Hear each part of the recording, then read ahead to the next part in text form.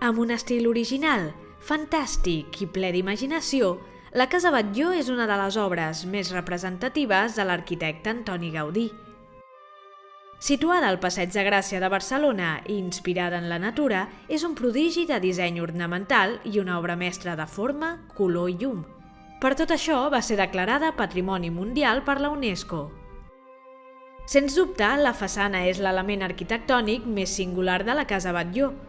La combinació de pedra, ferro forjat, trencadís de vidre i ceràmica policromada la converteixen en una de les més creatives i originals dissenyades per l'arquitecte.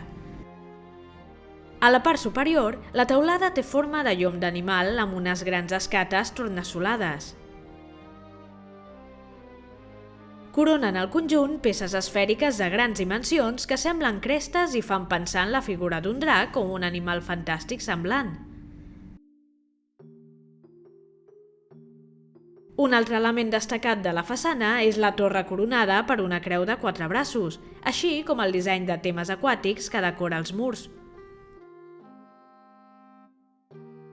Els balcons en forma d'antifàs i la galeria del pis principal simulant ossos són 2 atractius més a l'edifici.